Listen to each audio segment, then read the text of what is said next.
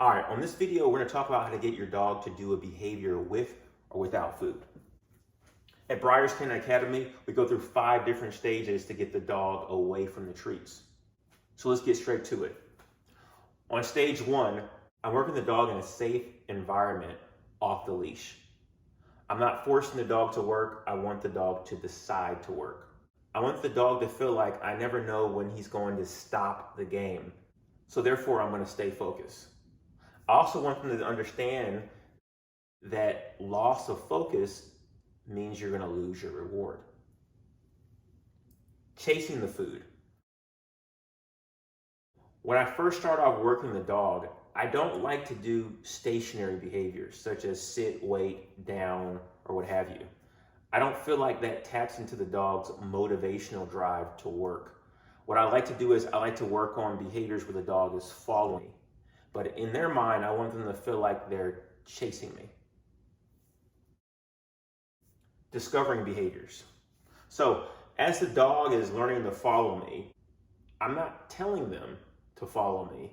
They're discovering that if I stay on this guy's left side, I'm going to consistently get food. And that's all 5 of these stages. We have free will, the dog is free, no leash, they can come as they go. Time scarcity, I'm going to do short workouts, no more than 15 to 20 minutes, sometimes as short as 5 minutes. Loss of focus equals loss of reward, which means if the dog isn't paying attention to the food, I'm not going to sit there and wait for them. I'm going to bell or I'm going to move in the opposite direction.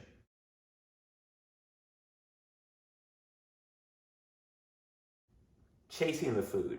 We're not doing stationary behaviors like sit, stay, and down. I want the dog to be chasing me.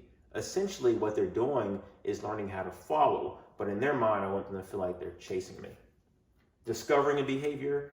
I'm not telling the dog to follow me. They're discovering that if they follow me and they stay on the left side, they'll consistently get food. All right, once we've established this narrative and the strong belief behind the idea of how they should work for their treats, then we can move to stage 2, and that's the clarity stage. During the clarity stage, this is where we start to put a name behind behaviors.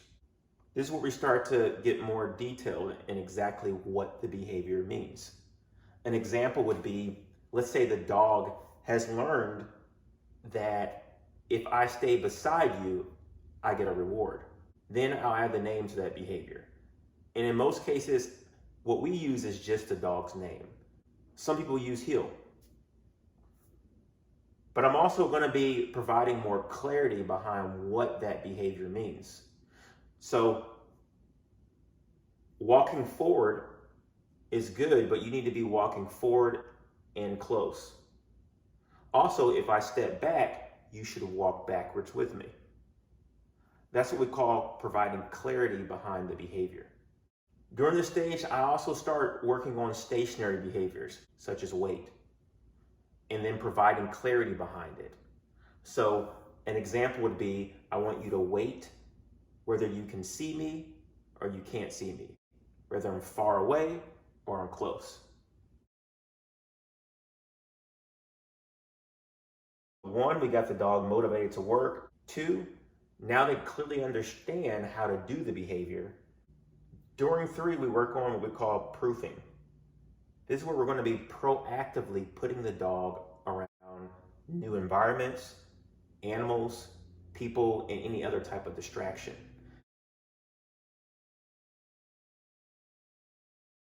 This is also where we start to address behavioral problems.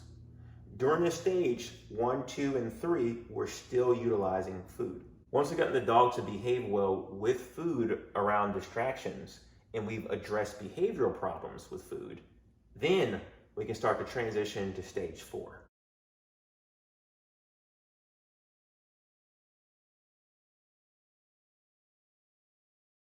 Once your dog can work well with a non-visual reward during this stage, then we're able to work on stage 5.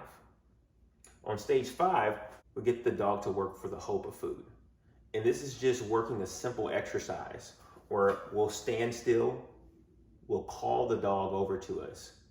But they don't see that we have anything in our hands, there's no treat holder, but because we've laid down the foundation for 4 that there possibly could be food in your mouth, the dog is most likely to test it first and slowly get in position.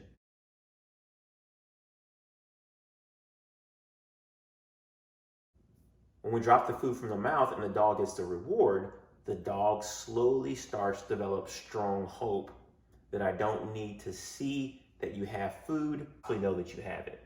When your dog starts to hear their name, Remy,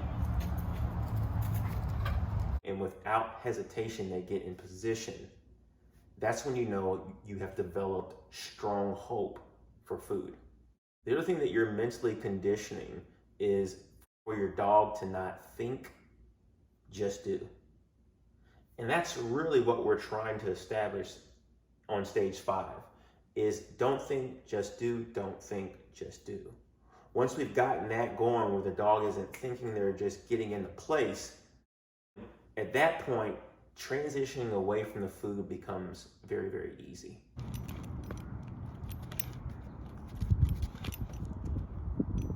Free. So now let's talk about what happens when you skip steps and why that hurts your ability to train your dog without food. Here's a common pattern that most people make when they're utilizing treats. And I'm going to explain to you why this hurts you. They go straight to 2. They start to teach the dog commands, and then they take away the treats. Here's why that's an incorrect way to transition away from food. Well, 1, you haven't established any motivation or a strong narrative to focus and pay attention with the food. So therefore, when you get to stage 3, because there's no motivation to work for the food, when they get around distractions such as animals and people and things of that sense that are very interesting, they're going to check out. Yes, I know the behavior, but you know what? I think I've got plenty of time in the world to do this, so I'm going to go say hello to that thing over there. Or I'm going to go chase that squirrel. Or if you're addressing a behavioral problem, you want to make sure your dog is motivated to work in order to be able to tackle that behavioral problem.